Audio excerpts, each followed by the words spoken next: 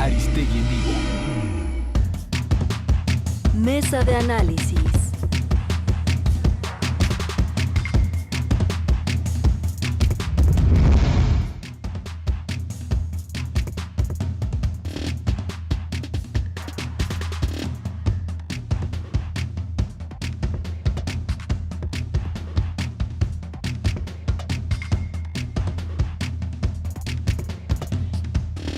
Ana Lilia Pérez Mendoza, buenos días y bienvenida. Ana Lilia, ¿cómo estás? Buen día, Carmen, Fabricio y para todo el auditorio.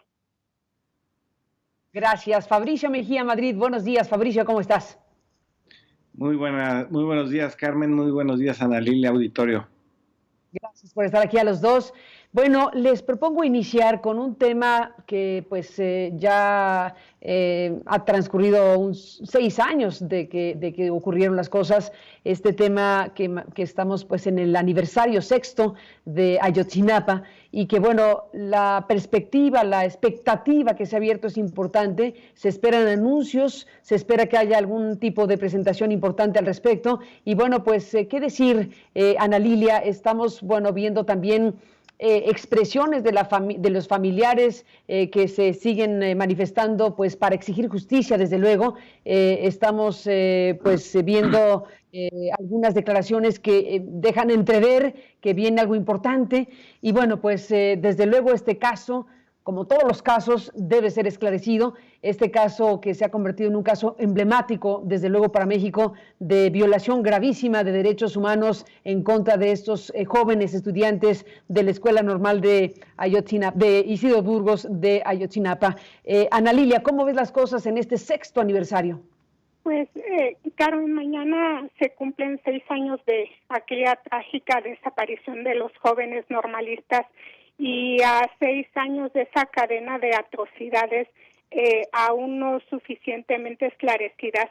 Lo primero que destaca es que a pesar de los avances que en estos últimos meses se dice ha tenido la indagatoria, pues el paradero de los jóvenes aún no se conoce. Ese es un primer gran tema, como yo lo plantearía. Pero destaca que las indagatorias que en términos generales lleva la autoridad y que bueno, se ha dicho mañana habrá anuncios, se tienen muchas expectativas en lo que se pueda anunciar mañana, pero en términos generales se estaría echando por tierra esa malafamada verdad histórica. Hay una intención de cambiar la narrativa, esa narrativa que fue construida a base de mentiras, de siembra de evidencia, de declaraciones bajo tortura, que en términos generales fue un montaje. Y ahora, a partir del nuevo curso que han tomado las indagatorias, también es importante destacar que se persigue judicialmente a algunos de esos malos funcionarios que participaron en esa mentira, en esa falsedad histórica. Esto no es algo menor, porque el caso se convirtió en una espiral de agravios, primero por la desaparición de los jóvenes a manos del crimen en complicidad con autoridades de distintos niveles. Aún no sabemos a ciencia cierta la implicación de cuántos funcionarios, de qué tipo de nivel de estos funcionarios, pero hay indicios no de participación de la colusión con el crimen organizado. Pero lo que tuvimos después fue la revictimización que se hizo no solo de estos jóvenes desaparecidos, sino de sus familiares, con esa mentira histórica que montaron los funcionarios que tenían la responsabilidad de indagar el paradero de los jóvenes y de llevar ante la justicia a los responsables de su desaparición. Lo que generaron esos funcionarios de la administración de Enrique Peña Nieto no fue un daño menor. Los expertos del GIEI han dicho, por ejemplo, que hubo pruebas que se perdieron, o mejor dicho, que se sustrajeron, y que eran pruebas vitales, pruebas clave para esclarecer el paradero de los jóvenes. Han dicho también que hubo omisiones de esos funcionarios, múltiples omisiones que cerraron la posibilidad de tener mayor certeza del destino de los jóvenes. En resumen, una conducta a todas luces criminal y con un daño que no ha podido y que no podrá resarcirse.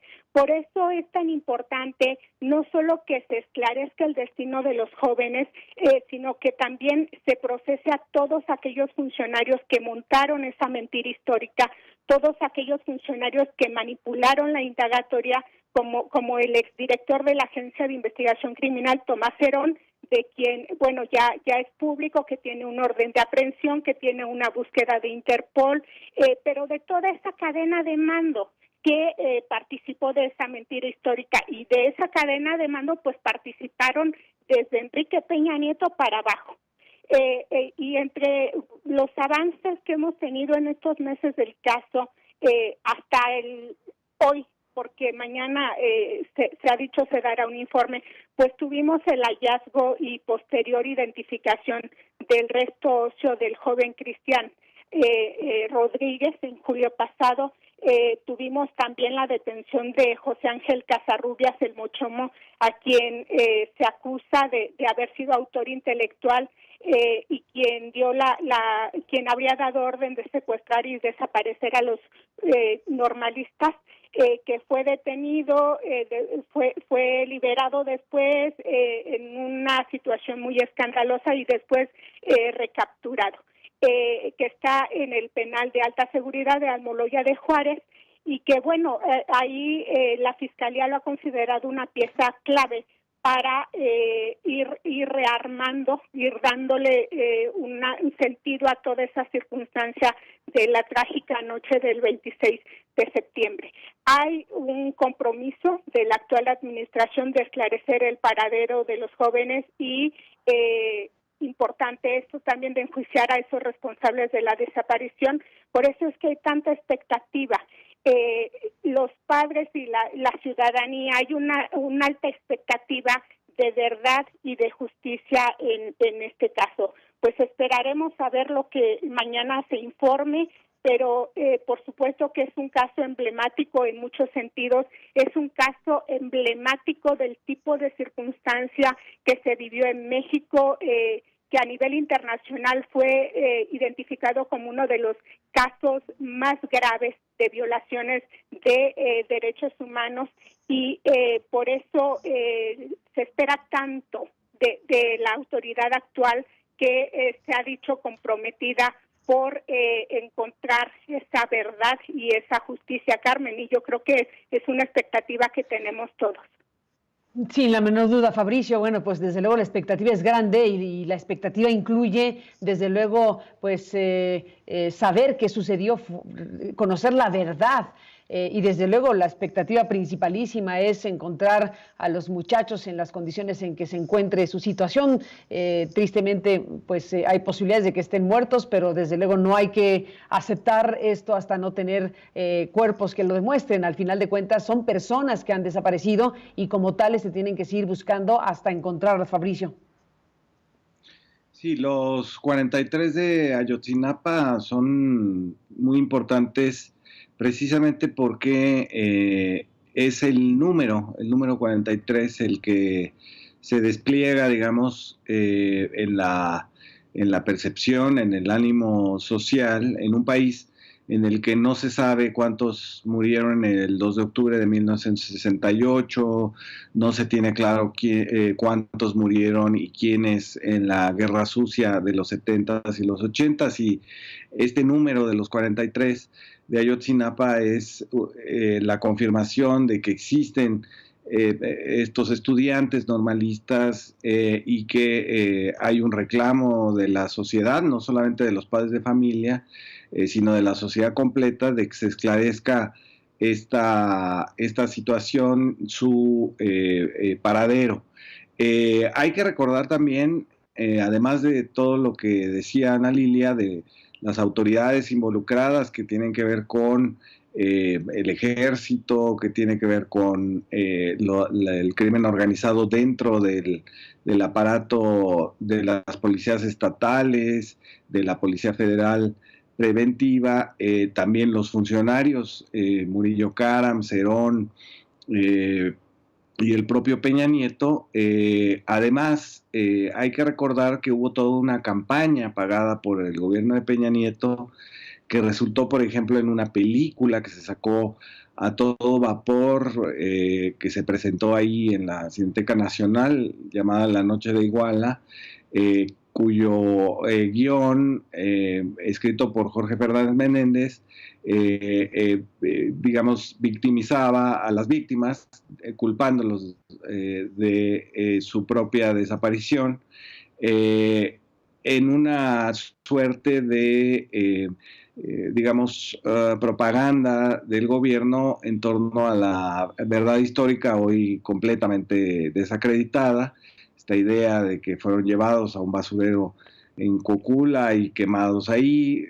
Todavía recordamos no solamente esta operación de encubrimiento que hubo, sino esta propaganda que pagó el gobierno, que todavía no queda claro cuánto fue esto, que se pagaron columnistas, se pagaron libros, prólogos y esta película para convencer a la sociedad de que los estudiantes eran los culpables de su propia desaparición.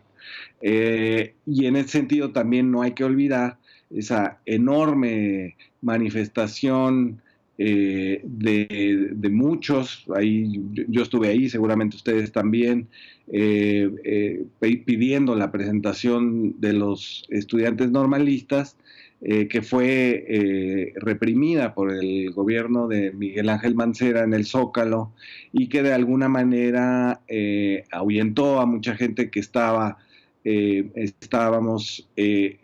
tratando de manifestarnos públicamente por la aparición de estos jóvenes. Así que además, digamos, de toda esta complicidad de las autoridades, policías y narcotraficantes en la desaparición de los normalistas, también hay que una vez más pedirles una explicación y una disculpa a los medios de comunicación y a como estos cineastas, etcétera, que fueron los que también justificaron de alguna manera la desaparición de los normalistas. Y el día de mañana hay mucha expectativa de los anuncios que se harán.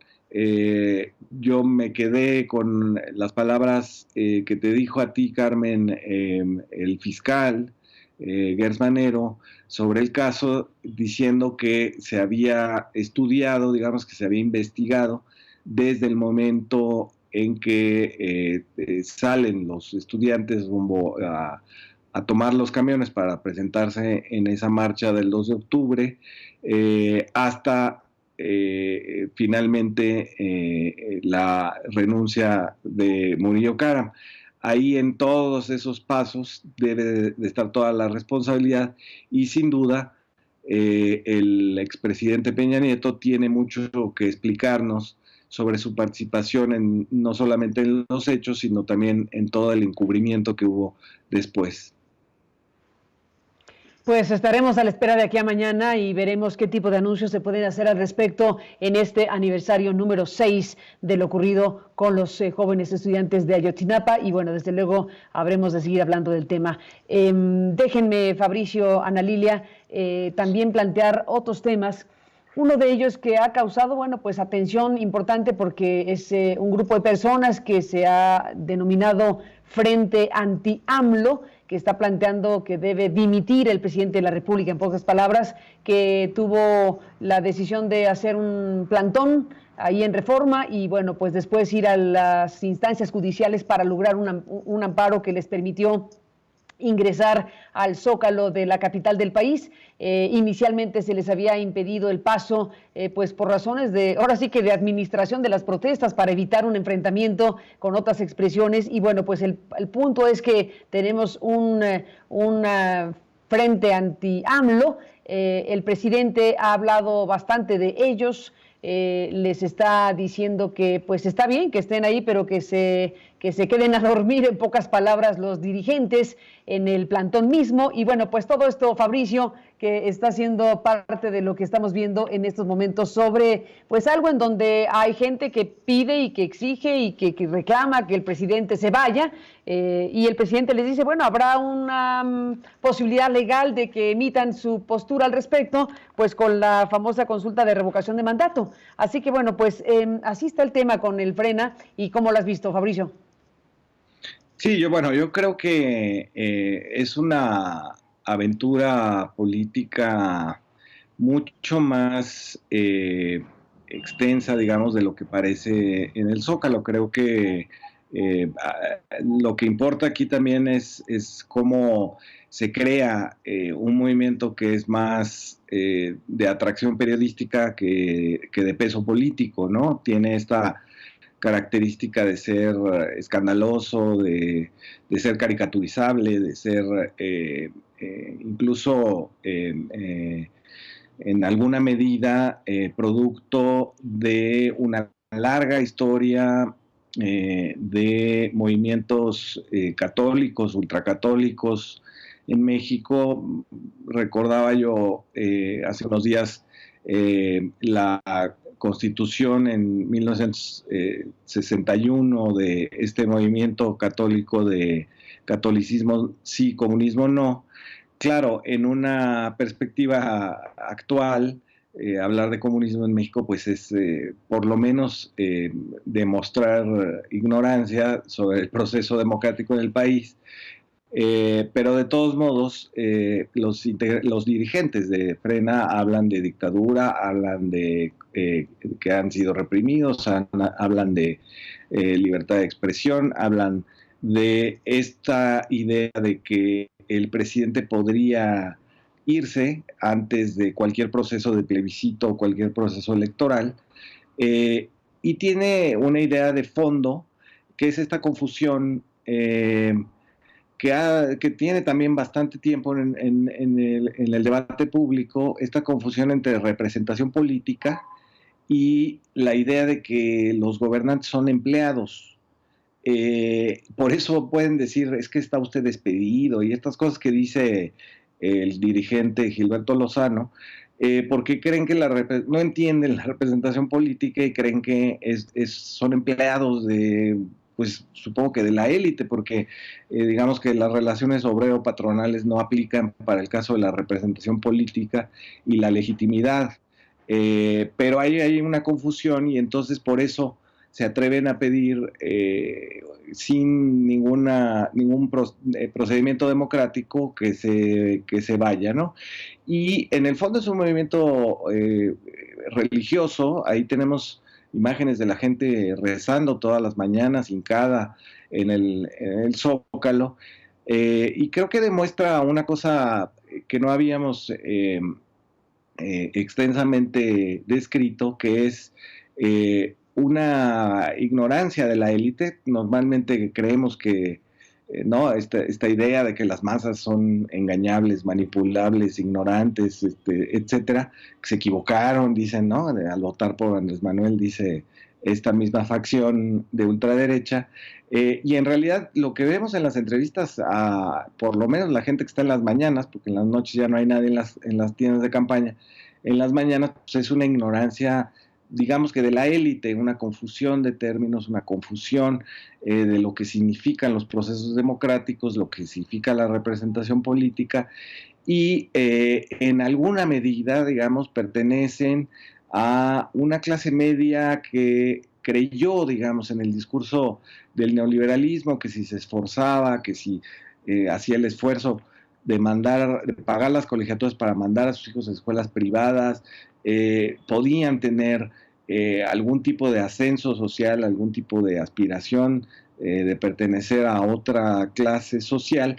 No se cumplió, y ahora enfilan inadecuadamente sus baterías así como si fuera, digamos, culpa de la 4T esto, cuando en realidad es una promesa no cumplida del antiguo régimen, que les dijo, si ustedes se esfuerzan, en algún momento van a tener sus hijos una mejor vida que ustedes.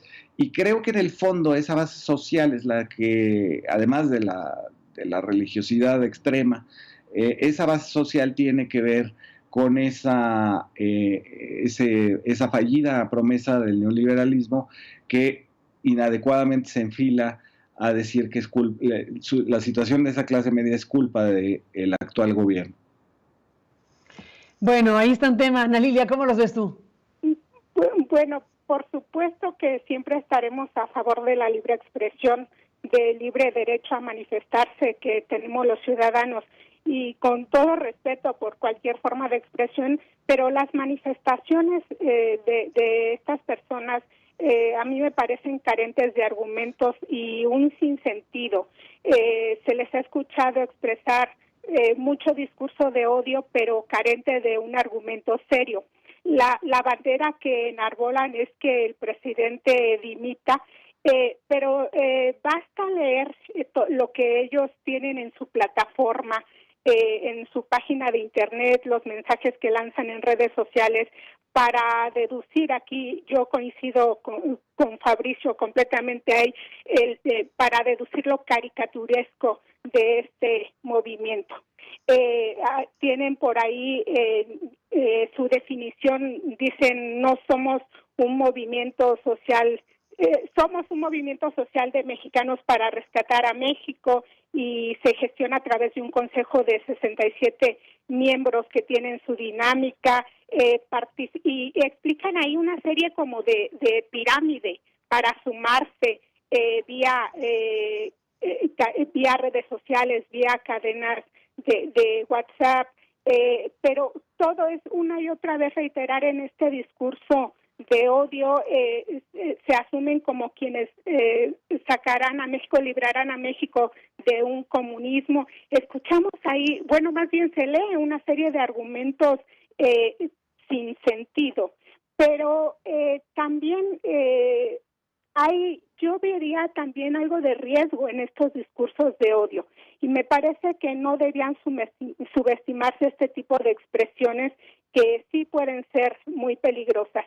Hemos escuchado a este hombre ultraderechista, Gilberto Lozano, y las expresiones que repite una y otra vez, y que repiten también sus seguidores sin un razonamiento lógico de las palabras, pues están incitando a violencia también, además de este uso que hacen de los estandartes religiosos, de los símbolos de la bandera, por ejemplo. Pero también hay que recordar que este mismo hombre, Gilberto Lozano, el año pasado, y aprovechando esa coyuntura del golpe de Estado en Bolivia, acudió a la 7ª zona militar para presentar un escrito y para pedirle a los militares que participaran para dar un golpe de Estado al presidente López Obrador.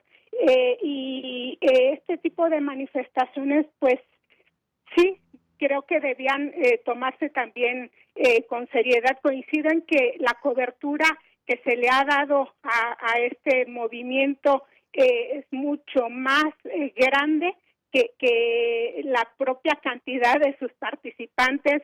Vimos cómo muchos medios tomaron fotografías donde se pretendía magnificar también el número de quienes ahí estaban participando, o se evidenció también esta simulación por parte de otros medios, de esta simulación de manifestarse pues con carpas vacías, ¿no?